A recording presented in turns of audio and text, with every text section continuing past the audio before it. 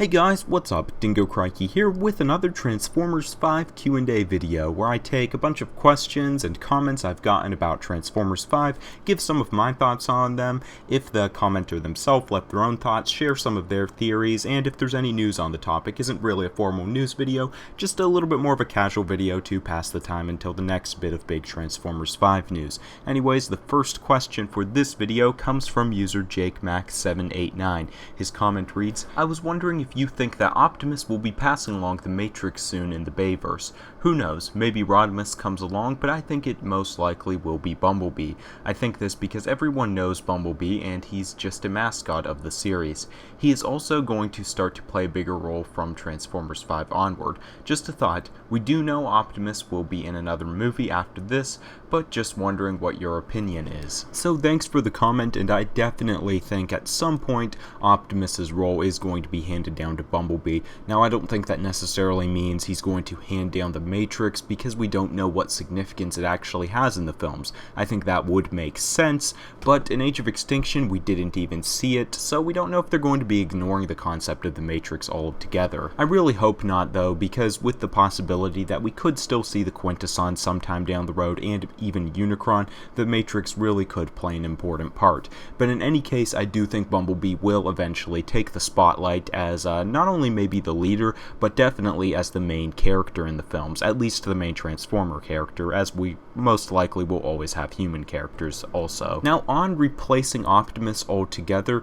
I think Hasbro and the people behind the films are really going to want to push for this just because of Peter Cullen's age. Now like I've said in previous videos, I don't want to sound grim, but thinking of the people working on the production end, this is something to consider, at least I think it would be, as Peter Cullen as the voice of Optimus is almost like the star of the movies in his own way. Yeah, the humans get more focus, but everyone knows that voice as Optimus Prime, so if something were to happen to Peter Cullen, the film's production team would have a serious issue on their hands. We have had other voice actors for Optimus in the past, such as Gary Chalk and Neil Kaplan, but at this point, Peter Cullen is really recognizable as the voice, and back then when we had the different voice actors or them switching Optimus's voice occasionally, Transformers as a franchise was not nearly as big as it's been since the movies. I mean, later this month, Peter Cullen is going to turn 75 years old, and even if you look at a lot of the original voice actors from the Generation 1 series who voiced alongside Peter Cullen, many of them have already passed away. Now why I think Bumblebee is going to be the replacement, it's just like Jake Max had said in the comment, Bumblebee is an extremely popular character.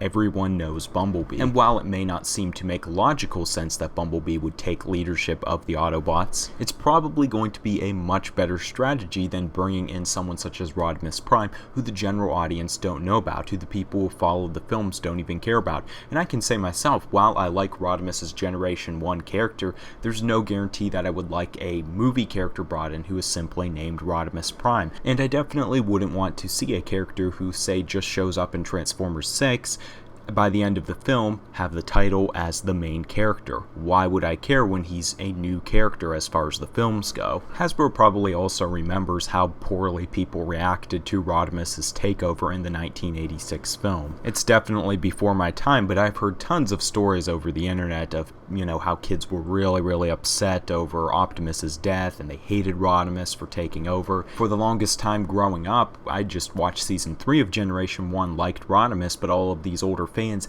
hated the character, and that seemed to be passed on to a lot of the younger fans as well. So altogether, I don't think it would be Rodimus. I don't think they would make that mistake again, and I do think there's still too much animosity for Rodimus's character within the community. Now I could be wrong about this, but it does seem like with the comics people have warmed up to him a little bit, but altogether I don't think it would be a good move. Now as far as Bumblebee becoming leader, I think we're already seeing evidence of this. For one thing, we see it in the Robots in Disguise 2015 cartoon. It's the first cartoon where we have Optimus take sort of a backseat role and Bumblebee not only become the main character, but become the leader of the Autobots. And while the films and the cartoons obviously don't share the same continuities, considering it's one of the first times we've seen something like this, I think it's a sign of where the franchise is going to be heading. Not to mention that we've seen parallels between the films and the cartoons before. Also, to further the notion that Bumblebee is going to be taking more of a focus is the fact that we are going to be getting a Bumblebee spin-off or standalone film. Not to mention that the plot rumors from Joe Blow Trailer's YouTube channel stated that Bumblebee would be the leader of the Autobot group on Earth,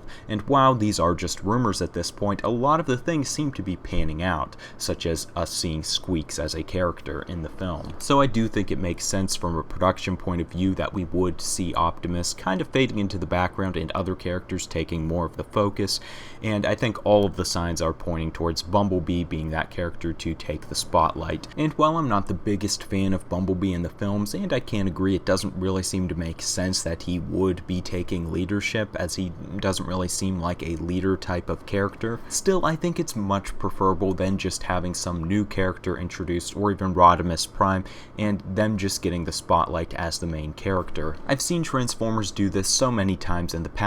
From Armada to Energon, we had a lot of Armada characters who were just dropped off so they could focus on these new characters, and they totally wrecked the personalities of a lot of the original Armada characters, not to mention, but save that for a rant on Transformers Energon.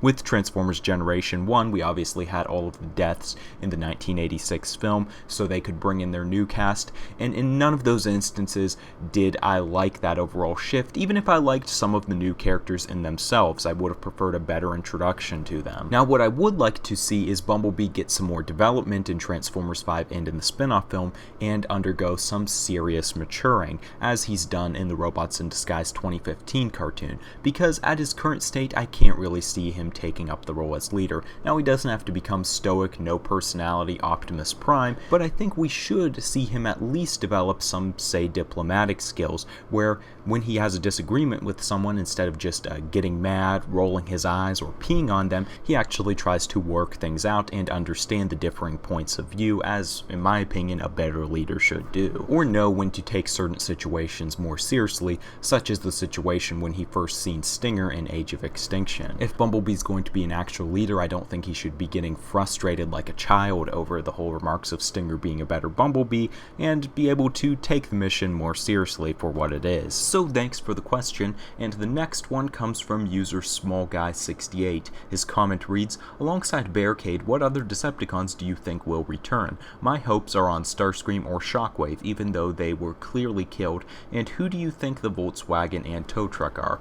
Personally, I think they will go with Swindle for the Volkswagen, and I don't know for the tow truck, mainly because they have used Brawl already, so therefore probably no Bruticus, or will Brawl be back? So thanks for the comment. It's a pretty loaded question.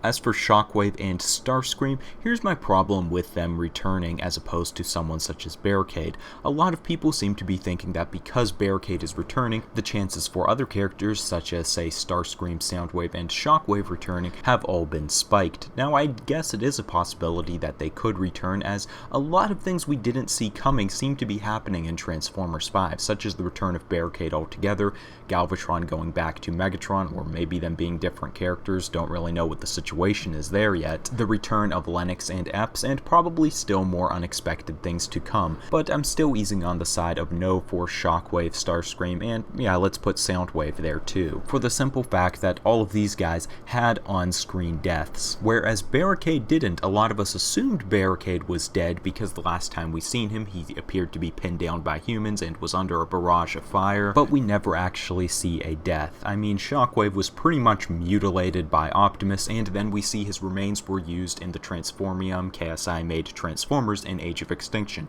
so Shockwave was definitely killed. Starscream's head appeared to be blown off by Sam and Lennox, and they even make the comment, well, he's dead, which seems to be a nod to the viewers that yes, Starscream is indeed dead, and we've seen Bumblebee blowing Soundwave's head off, so this seemed to confirm his death as well. So I'm guessing with Barricade, they're just going to go with the story that he was never killed in Dark of the Moon. He somehow got out of the situation and managed to survive, was probably in hiding through Age of Extinction, and now has returned somehow. For any of those other three characters, it would be more of a leap to get him back. I do think it's possible, at least with characters such as Starscream, as the remains weren't used for any KSI Transformers, or at least not that we've seen. Maybe their bodies are still laying around somewhere, maybe they can be reactivated somehow, or maybe they can build them new bodies with the KSI technology and sort of transport transport consciousness or memories, such as what appeared to be done to Galvatron. I mean, we do have that truck transformer carrying around all the junk, and at this point it's not really clear what he's using that junk for. Is he an Autobot Decepticon? I've heard some people saying he definitely is a Decepticon, but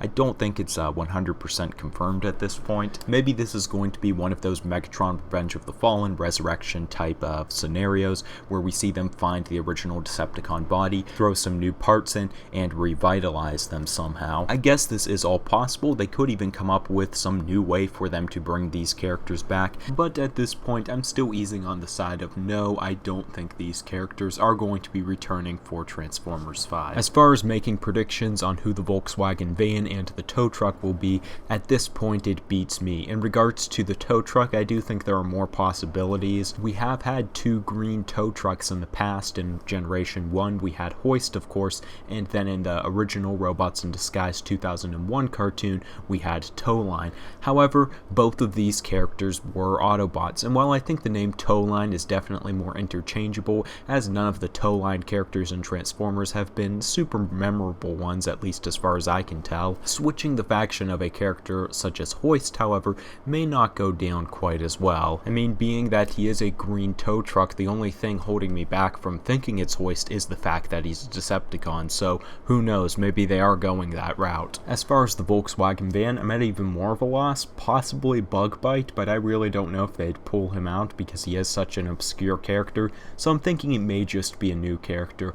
I doubt it would be Swindle, and I really hope not, as I think it would be a huge wasted opportunity, especially considering Swindle is part of the Combaticons. This guy, nor the tow truck, are combat vehicles, and I really hope that if we are ever to see the Combaticons make an appearance in the film, they not only combined into Bruticus, but all appear as combat vehicles, as it's kind of signature to their team. And for the fact we haven't seen a large number of Decepticons as combat vehicles since the first film. Anyways, I'm going to wrap things up here for this Q&A. You guys can of course share your thoughts through the comment section below on either one of the topics that were discussed in this video. There were a lot of questions and topics that I couldn't get to discuss in this one, but I'm hoping to discuss some of them in number 12, along with any new suggestions. There are only so many topics I can cover in one video because I tried to keep the videos generally below the 14-minute mark, so don't take it too personally if I'm not able to cover your topic. Also, TF5 Q&As do often get pushed back if there's Transformers 5 news videos, and I want to make sure I do those regularly so I don't have what I just had a few days ago where I had to cover a whole bunch of Transformers 5 news in one video and a lot of the news was already dated. Basically, if there's big Transformers 5 news, I wanted to take priority. Anyways, that's all I have to say for now. Thanks for watching, hope you guys enjoyed this one, and stay tuned on Friday for another Transformers figure review. But that's all for now, have a good one guys.